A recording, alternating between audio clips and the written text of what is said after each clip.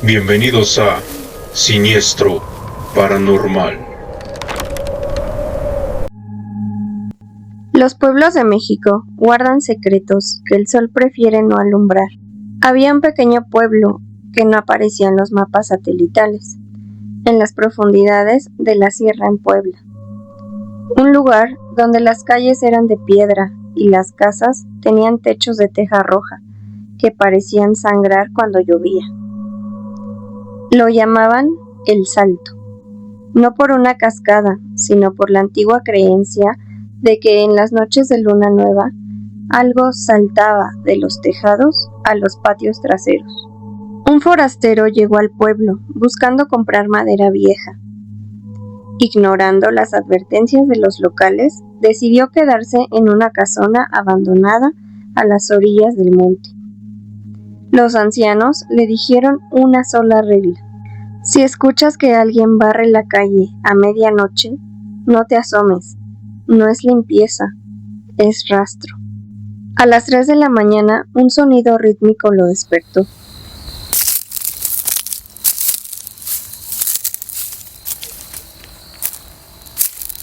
Era el roce de una escoba de vara contra el empedrado.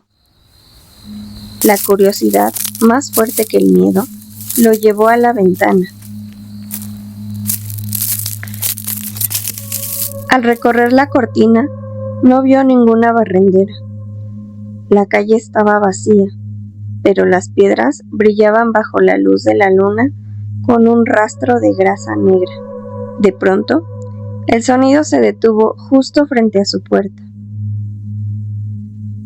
El hombre sintió un frío insoportable en la nuca, y al bajar la mirada hacia el umbral, notó que por debajo de la puerta no entraba luz, sino unas uñas largas y amarillentas, que rascaban la madera hacia arriba.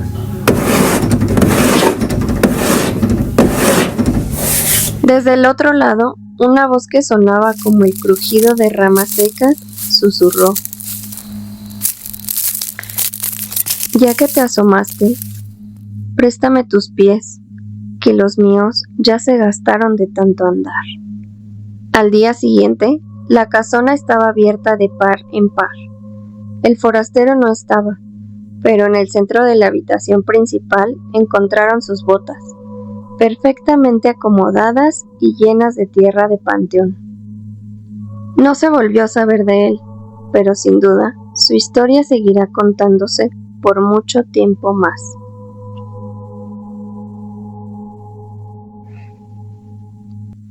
En un pueblo llamado Mineral del Chico, las noches son frías y la neblina se mete hasta por debajo de las puertas. Don Manuel, un hombre que vivía en una casa de 2 pisos construida en una pendiente, tenía su recámara en la planta alta. La ventana de su cuarto daba directamente a un precipicio. Era imposible que alguien se asomara por fuera, pues había una caída de más de 20 metros. Una noche de lluvia ligera, Manuel escuchó un sonido seco contra el vidrio. Pensó que era una rama, pero recordó que no había árboles tan altos cerca de esa ventana. Se quedó inmóvil en la cama. El toquido se repitió, pero esta vez fue más fuerte, como si alguien golpeara con los nudillos.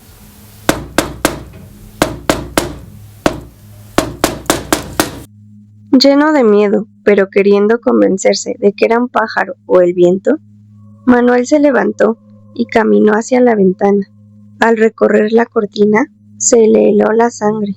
Afuera, flotando en el vacío absoluto frente a su cristal, había una mujer con un vestido de novia, amarillento y rasgado. Su rostro estaba pegado al vidrio, pero no tenía ojos, solo 2 cuencas negras y profundas, que parecían supurar un líquido oscuro. Sus manos, largas y con uñas que parecían garras, rascaban el vidrio con una desesperación frenética. Lo más aterrador fue que la mujer no emitía sonido alguno con la boca, pero Manuel escuchaba dentro de su propia cabeza un lamento agudo. «Ábreme, que el aire de afuera me quema la piel». Manuel retrocedió tropezando, y en ese momento La mujer comenzó a golpear el vidrio con la cabeza, una y otra vez, con una fuerza que amenazaba con romper el cristal. El hombre bajó las escaleras gritando y no regresó a su cuarto hasta el amanecer. Cuando salió al balcón que rodeaba la casa para revisar, no encontró a nadie, pero en el vidrio de la ventana alta, por la parte de afuera, quedaron marcadas 10 huellas de manos quemadas, como si el ácido hubiera corroído el cristal. Los viejos del pueblo le dijeron después que esa mujer era la que se despeñó hace décadas y que cada cierto tiempo busca una ventana abierta para entrar y recuperar el calor que el abismo le quitó. Dicen que en muchos pueblos de montaña la gente pone cruces de cal en las ventanas altas, precisamente para evitar que las entidades que vuelan o flotan en los cerros intenten entrar.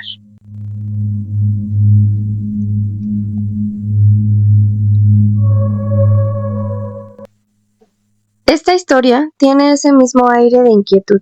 Ocurre a la vista de todos, pero solo unos pocos notan que algo anda mal. Se cuenta mucho en los pueblos de Guanajuato. En los pueblos, cuando alguien fallece, es costumbre velar el cuerpo en la casa de la familia. Las puertas se quedan abiertas de par en par para que los vecinos entren a presentar sus respetos, tomar un café y acompañar a los deudos durante toda la madrugada. En una de esas noches, en un rancho cerca de San Juan de los Lagos, falleció un hombre muy anciano. La sala estaba llena de gente. El humo de los cirios pesaba en el aire y el murmullo de los rezos no cesaba. A eso de las 3 de la mañana, cuando el cansancio ya vencía a los presentes, entró un hombre que nadie reconoció. Vestía una gabardina larga y oscura, y a pesar de que no hacía frío, se sentó en la última fila de sillas, en el rincón más oscuro de la habitación. Lo que llamó la atención de una de las nietas del difunto no fue su ropa, sino su comportamiento. El hombre no rezaba, no hablaba, y lo más extraño, no parpadeaba. Tenía la vista clavada en el ataúd con una intensidad que daba escalofríos. La joven, pensando que era un viejo amigo de su abuelo, se acercó para ofrecerle un jarro con café. Cuando estuvo frente a él, el hombre levantó la cabeza. La luz de las velas se reflejó en sus ojos, pero no había pupila ni iris. Eran 2 orbes amarillos, como los de un gato o una lechuza, que parecían brillar con luz propia. El hombre aceptó el jarro, pero cuando sus dedos rozaron la mano de la joven, ella sintió un frío que le caló hasta los huesos, como si hubiera tocado un trozo de hielo sacado de un pozo. El hombre le dio un sorbo al café, y con una voz que sonaba como si hablara desde el fondo de una cueva, dijo: «Todavía está tibio, qué envidia les tengo». Asustada, la joven fue a buscar a su padre. Cuando regresaron al rincón, apenas unos segundos después, el hombre ya no estaba. El jarro de café estaba en el suelo, pero el líquido no estaba derramado. Estaba congelado, hecho un bloque de hielo sólido a pesar del calor de los cirios de la habitación. Al revisar la cámara de seguridad que la familia había instalado en la entrada por precaución, vieron algo que los dejó sin habla. En el video se veía a la joven hablando sola, ofreciendo un jarro al aire y entregándolo a la nada. El jarro se sostenía solo en el aire por un momento y luego caía al piso. El invitado nunca tuvo cuerpo, solo voluntad. Dicen que en muchos pueblos existe la creencia de que las ánimas o entidades del monte bajan a los velorios para intentar recuperar un poco del calor humano que perdieron al morir.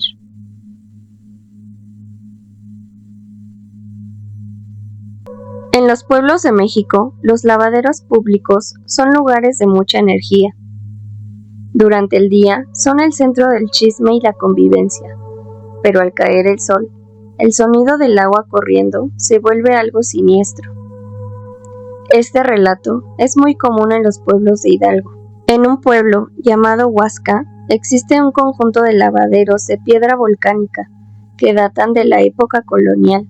Están techados, pero los costados son abiertos, dejando que la oscuridad del monte se asome entre las columnas. Doña Rosa, una mujer que siempre andaba a las carreras, se quedó rezagada una tarde. Tenía que terminar de lavar unas cobijas pesadas y se le hizo de noche. El resto de las mujeres ya se habían ido y el único sonido era el de la caída del agua de la pila central y el talla-talla de sus pies. De pronto, el ambiente se puso pesado. Rosa sintió que el agua, que siempre estaba fría, se puso helada, tanto que le entumeció los dedos. Al levantar la vista hacia el lavadero de enfrente, vio a una mujer de espaldas, con el cabello muy largo, hasta la cintura, tallando una prenda blanca con una desesperación frenética. Rosa, queriendo ser amable, le dijo: «Buenas noches, vecina. ¿Todavía le falta mucho? Ya está muy oscuro para estar aquí solas». La mujer no respondió. Seguía tallando, pero el sonido cambió. Ya no era el roce de la tela contra la piedra, sino algo más metálico, como si estuviera tallando huesos contra la roca. Rosa se acercó un poco más, intrigada.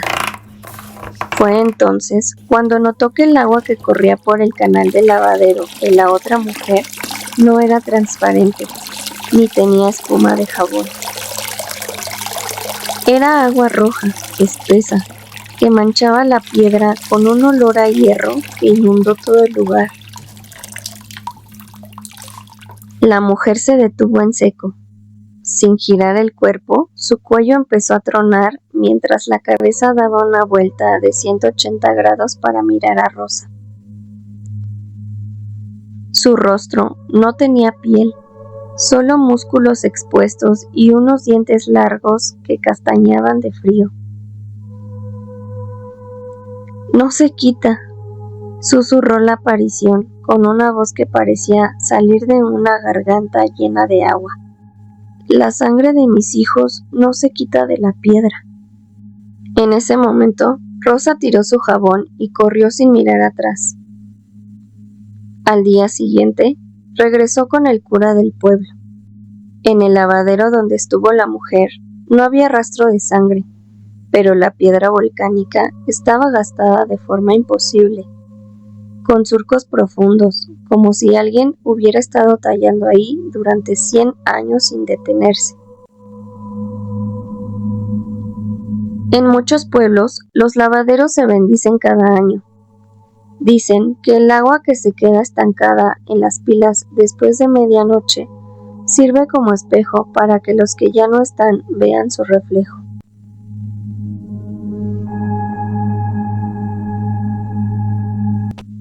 Esta historia se basa en una de las experiencias más comunes y perturbadoras que se cuentan en los pueblos del Valle de Mezquital y las zonas rurales de Hidalgo. No es una leyenda de hace 100 años, es algo que los habitantes actuales aseguran que sigue pasando. En un pueblo pequeño, las bodas son eventos que duran días. Hace un par de años, en una ranchería cerca de Huichapan, se celebraba un matrimonio en una carpa levantada en medio de un terreno baldío. Había música, comida y mucha gente, pero como suele pasar en el campo, alrededor de la carpa solo había oscuridad absoluta y nopales. A eso de las 2 de la mañana, un grupo de jóvenes que estaba afuera bebiendo notó a 3 hombres parados a unos 50 metros, justo en el límite donde la luz de los focos de la fiesta se perdía en el monte. Iban vestidos de forma impecable, trajes negros, sombreros perfectamente acomodados y camisas blancas que parecían brillar bajo la luna. Lo extraño es que no se movían, no hablaban entre ellos, no fumaban, solo miraban fijamente hacia la carpa, donde la gente bailaba. Uno de los jóvenes, pensando que eran parientes lejanos que no se atrevían a entrar, caminó hacia ellos con una botella para ofrecerles un trago. Mientras se acercaba, los hombres empezaron a retroceder hacia la oscuridad del cerro, pero de una forma extraña. Sus pies no parecían hacer ruido sobre el pasto seco. Cuando el joven estuvo a menos de 10 metros, encendió la linterna de su celular. Al iluminarlos, Los 3 hombres se quitaron el sombrero al mismo tiempo, en un gesto de saludo. El joven soltó la botella y corrió de regreso a la fiesta, gritando fuera de sí. Cuando sus amigos lo calmaron, él solo pudo decir una cosa. No tenían cara. Bajo el sombrero solo había una superficie de piel lisa, sin ojos, ni boca, ni nariz, pero sentí que me estaban sonriendo. Al día siguiente, los viejos del pueblo revisaron el lugar. No había huellas de zapatos, pero sí marcas profundas en la tierra, como si alguien hubiera apoyado estacas pesadas o patas de animal muy delgadas en los puntos donde los hombres estuvieron parados.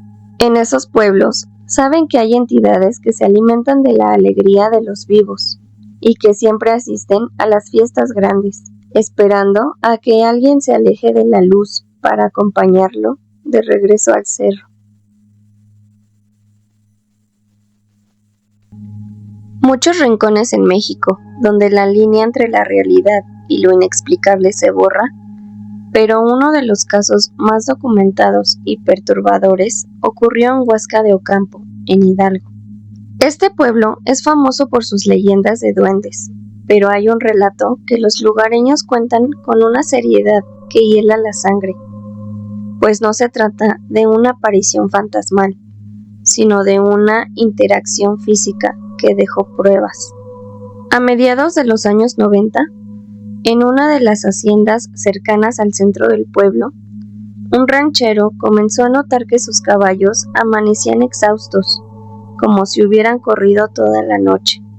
Lo más extraño es que sus crines y colas presentaban trenzas perfectas, tan apretadas y complejas que era imposible deshacerlas con las manos. A menudo tenían que cortar el pelo del animal. El hombre, pensando que se trataba de una broma de los vecinos, montó guardia una noche con su escopeta.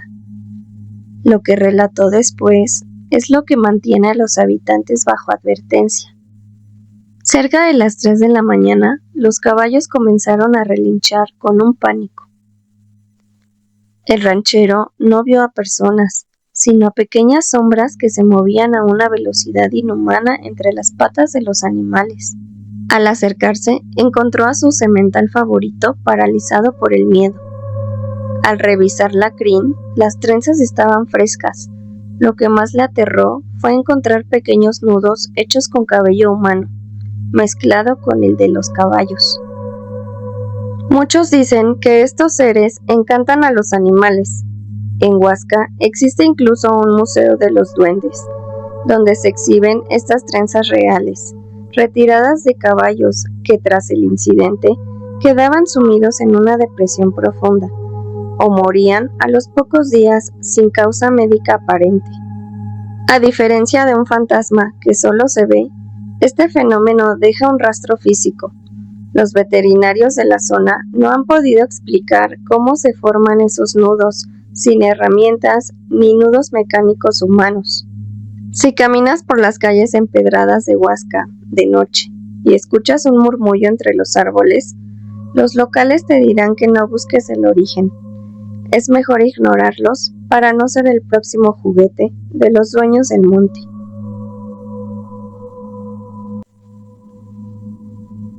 Gracias por ver el video.